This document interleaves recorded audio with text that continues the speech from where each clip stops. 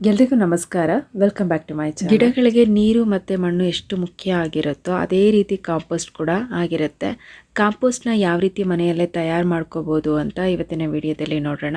ನಾನಿಲ್ಲಿ 2 ಬಕೆಟ್ನ ಬಾಲ್ಕನಿನಲ್ಲಿ ಇಟ್ಟಿರ್ತೀನಿ. ಒಂದು ಬಕೆಟಲ್ಲಿ ಕಿಚನ್ ವೇಸ್ಟೇಜ್ ಎಲ್ಲ ಇಟ್ಕೊಂಡಿರ್ತೀನಿ, ಒಂದು ಪ್ಲೇಟ್ ಇಟ್ಟಿರ್ತೀನಿ. ಈ ರೀತಿ ಅದ್ರ ಕೆಳಗಡೆ ಲಿಕ್ವಿಡ್ ಎಲ್ಲ ಬಂದಿರುತ್ತೆ. ಇದನ್ನ ಅವತ್ತಿಂದ ಅವತ್ತೇ ಕ್ಲೀನ್ ಮಾಡ್ಕೊಂಡು ಗಿಡಗಳಿಗೆ ಹಾಕ್ತೀನಿ. ಅದನ್ನು ಕೂಡ ನೀರು ಮಿಕ್ಸ್ ಮಾಡಿ ಗಿಡಗಳಿಗೆ ಕೊಡ್ಬೋದು. ಅದು ಒಂದು ಲಿಕ್ವಿಡ್ ಫರ್ಟಿಲೈಸರ್ ಥರ ವರ್ಕ್ ಮಾಡುತ್ತೆ. ನೀರು ನಿಂತಿರುತ್ತೆ ಅಂತ ಹೇಳಿಬಿಟ್ಟು ಪ್ಲೇಟಲ್ಲಿ ಹಾಗೆ ಬಿಟ್ಟರೆ ಅಲ್ಲೂ ಕೂಡ ದಪ್ಪ ಹುಳ ಆಗೋಂಥ ಚಾನ್ಸಸ್ ಇರುತ್ತೆ. ಅದನ್ನು ಕೂಡ ಅವತ್ತಿಂದ ಅವತ್ತೇ ಕ್ಲೀನ್ ಮಾಡ್ತಾ ಇರಬೇಕು. ಮೊದಲಿಗೆ ಒಂದು 2 ದೊಡ್ಡ ಬಕೆಟ್ಗಳನ್ನ ತಗೊಳ್ಳಿ, 2ರಿಂದ 3 ಬಕೆಟ್ಗಳನ್ನ ತಗೊಳ್ಳಿ. ನಾನಿಲ್ಲಿ ಒಂದು 25 ಲೀಟ್ರ್ ಇರುವಂಥ ಬಕೆಟ್ ತೊಗೊಂಡಿದ್ದೀನಿ. ಇದು ಕೂಡ ನನ್ನ ಕಾಂಪೋಸ್ಟ್ ಬಕೆಟ್. ಇದು ಒಂದು 3-4 ದೊಡ್ಡ ದೊಡ್ಡ ಪಾಟ್ಗಳನ್ನ ಇಟ್ಕೊಂಡಿದ್ದೀನಿ. ಒಂದೇ ಸಾರಿ ಕಾಂಪೋಸ್ಟ್ ಹಾಕೋದಕ್ಕೂ ಕೂಡ ಹಾಕ್ಬೋದು, ಅಂದರೆ ವೇಸ್ಟೇಜ್ನ ಹಾಕ್ಬೋದು. ಇಲ್ಲ ಅಂದರೆ ಸ್ಟೆಪ್ ಬೈ ಸ್ಟೆಪ್ ಕೂಡ ಮಾಡ್ಕೊಂಡು ಹೋದರೆ ಗಿಡಗಳಿಗೆ ಅನುಕೂಲ. ಬೇಗ ಕಾಂಪೋಸ್ಟ್ ರೆಡಿ ಆಗುತ್ತೆ ಮತ್ತು ಕ್ಲೀನಾಗಿ ಆಗಿರೋವಂಥ ಕಾಂಪೋಸ್ಟ್ನ ಗಿಡಗಳಿಗೆ ಹಾಕ್ಬೋದು. ಇಲ್ಲ ಅಂದರೆ ಸಣ್ಣ ಸಣ್ಣ ಹುಳಗಳಿಗೆ ಜೊತೆಗೆ ದಪ್ಪ ಹುಳಗಳು ಬರುತ್ತೆ.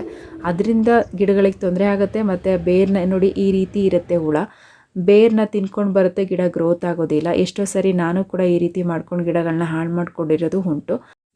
ಈ ಬಕೆಟಲ್ಲಿರೋವಂಥ ಕಾಂಪೋಸ್ಟ್ ಏನು ತೆಗಿತಾ ಇದ್ದೀನಿ, ಇದು 1 ತಿಂಗಳಾಗಿದೆ. ಆದರೆ ಇನ್ನೂ ಕ್ಲಿಯರಾಗಿ ಚೆನ್ನಾಗಿ ಆಗಿಲ್ಲ. ಆದರೆ ನಿಮಗೆ ತೋರ್ಸೋಕ್ಕೆ ಖಾಲಿ ಮಾಡೋದಕ್ಕೋಸ್ಕರ ಬಕೆಟ್ನ ತೋರಿಸ್ತಾ ಇದ್ದೀನಿ. ನೋಡಿ ಈ ರೀತಿ ಆಗಿದೆ.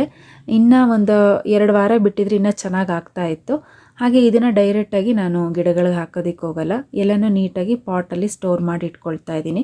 ಇದನ್ನು ಹಾಗೆ 1 ವಾರ 2 ವಾರ ಬಿಸಿಲಿಗೆ ಬಿಟ್ಟರೆ ಅದು ಚೆನ್ನಾಗಾಗಿರುತ್ತೆ, ಉಡಿ ಥರ ಆಗಿರುತ್ತೆ. ಆಮೇಲೆ ಗಿಡಗಳಿಗೆ ಕೊಡ್ಬೋದು.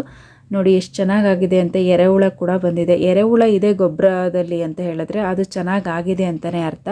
ಯಾವ ಬಕೆಟಲ್ಲಿ ಕಾಂಪೋಸ್ಟ್ ರೆಡಿ ಮಾಡ್ತೀರೋ ಆ ಬಕೆಟಲ್ಲಿ ಸೆನ್ಸಿಟಿವ್ ಇಲ್ದಿರೋ ಅಂಥ ಪ್ಲ್ಯಾಂಟ್ಗಳನ್ನ ಹಾಕಿ ಕಾಂಪೋಸ್ಟ್ ರೆಡಿ ಮಾಡೋದ್ರಿಂದ ಚೆನ್ನಾಗಿ ಕಾಂಪೋಸ್ಟ್ ಆಗುತ್ತೆ. ಹಸಿ ಕಸ ಅಂತ ನೀವೇನು ಕಸಕ್ಕೆ ಹಾಕ್ತಿರೋ ಅದನ್ನೆಲ್ಲನೂ ಕೂಡ ನೀವು ಗೊಬ್ಬರಕ್ಕೆ ಬಳಸ್ಕೋಬೋದು. ತರಕಾರಿ ಸಿಪ್ಪೆ, ಹಣ್ಣಿನ ಸಿಪ್ಪೆ, ಅನ್ನ ಎಲ್ಲನೂ ಕೂಡ ಬಳಸ್ಕೋಬೋದು. ಜೊತೆಗೆ ಪಕ್ಕದಲ್ಲೇ ಒಂದು ಮರ ಇದೆ, ಅದರಲ್ಲಿ ಒಣಗಿರೋ ಎಲೆನೂ ಕೂಡ ನಾನು ಹಾಕ್ತೀನಿ. 1 ಲೇಯರ್ ಮಣ್ಣು, 1 ಲೇಯರ್ ಹಸಿ ಕಸ, ಇನ್ನೊಂದು ಲೇಯರ್ ಒಣಗಿದಂಥ ಎಲೆ, ಇಷ್ಟನ್ನು ಕೂಡ ಮಿಕ್ಸ್ ಮಾಡಿ ಹಾಕಿದ್ದೀನಿ. ಇಷ್ಟು ಕಾಂಪೋಸ್ಟ್ ಆಗಬೇಕಾದ್ರೆ 1 ತಿಂಗಳು ನಾನು ವೆಯ್ಟ್ ಮಾಡಬೇಕಾಗತ್ತೆ. ಈ ಬಕೆಟ್ ತುಂಬ ಹಾಕಿದ್ದೀನಲ್ವಾ, ಇದು ರೆಡಿ ಆದಮೇಲೆ ಈ ಕಾಲಸಿ ಬಕೆಟ್ವರೆಗೂ ಆಗಿರುತ್ತೆ ಅಷ್ಟೇ. ಈ ಬಕೆಟ್ ನೋಡಿ, ಈ ಬಕೆಟಲ್ಲಿ ಯಾವುದೇ ರೀತಿ ಗಲೀಜಾಗಿಲ್ಲ ಮತ್ತು ನೀರು ಕೂಡ ನಿಲ್ತಾ ಇಲ್ಲ, ಹೆಚ್ಚಾಗಿ ಸೊಳ್ಳೆನೂ ಕೂಡ ಬಂದಿಲ್ಲ. ಹಾಗೆ 3 ಬಕೆಟಲ್ಲಿ ಗೊಬ್ಬರ ರೆಡಿ ಆಗಿದೆ. ಇದ್ರ ಬರ್ತಿ ಕೂಡ ಹಾಕಿದ್ದೆ. ಇವಾಗ ಕಾಲೋಸಿಯಷ್ಟು ಈ ರೀತಿ ಆಗಿದೆ. ಈ ಥರ ಉದ್ರು ಆಗಿ ಆಗಬೇಕು ಅಂತ ಹೇಳಿದ್ರೆ 25% ಮಣ್ಣು, 25% ಒಣಗಿದ ಎಲೆ, ಇನ್ನು 50% ಏನು ವೆಟ್ ವೇಸ್ಟೇಜ್ ಇರುತ್ತೆ ಅದನ್ನು ತೊಗೊಂಡ್ರೆ ಈ ಥರ ಆಗುತ್ತೆ. ಮತ್ತು ಯಾವುದೇ ರೀತಿ ಹುಳ ಆಗಲಿ ಅಥವಾ ಸ್ಮೆಲ್ ಆಗಲಿ ಏನೂ ಬರಲ್ಲ. ಮತ್ತು ಬಿಸಿಲು ಬೀಳೋವಂಥ ಜಾಗದಲ್ಲಿಟ್ಟರೆ 1 ತಿಂಗಳು ರೆಡಿ ಆಗುತ್ತೆ.